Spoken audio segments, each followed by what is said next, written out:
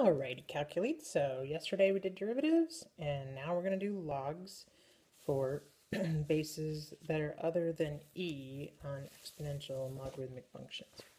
So my first new rule is if I'm integrating an exponential, and notice this is some value that's powered up, then my antiderivative is 1 over natural log of the base, so my base was a, and then times the original problem plus my vitamin C. So over here I have an example.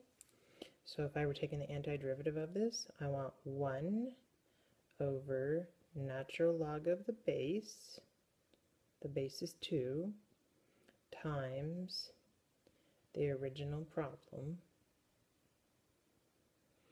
plus C. And if you go back and look, I showed you on the last set of notes how we can actually derive this.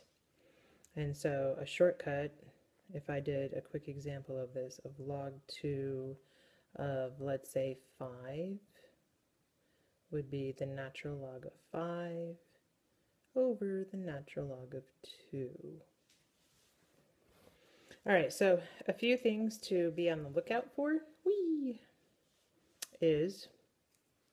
are these ones here in the box. And remember, on this one, e is nothing more than a number, so this could be like 2 cubed as an example, because e is a number, so it's a number raised to itself. So in this case, I guess if I were to use a better example, I would use something like 5 to the 5th. But the derivative, because it's a constant, is 0. And then remember, the derivative of an exponential with base e is the problem itself times derivative of the exponent. So in other words, this is 2e to the 2x. That's what we started on in the last section. And then this would be something like x squared or x to the third.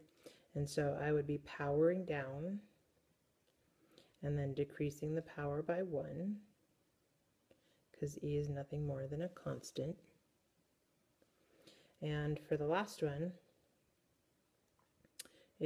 because I have, so this is, let's see, the names for these, I want you to actually name these. This one is the constant rule.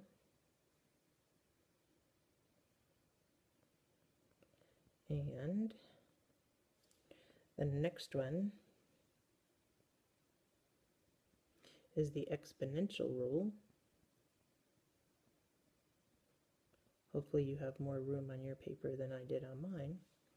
And the next one is our good old-fashioned power rule. And then this last one is our logarithmic rule. So remember, in the last section I said if you have a function raised to a power that's a function, which in this case I have the function x raised to the power x, then I have to use logarithmic differentiation and integration. So I would, if I natural log the left, I'll have to natural log the right. And of course, that means I can bring the power down.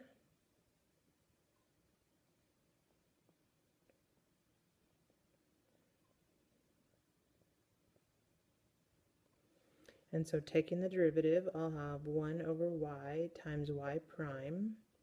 And then I have to use product rule, so first times derivative of second plus second times derivative of first.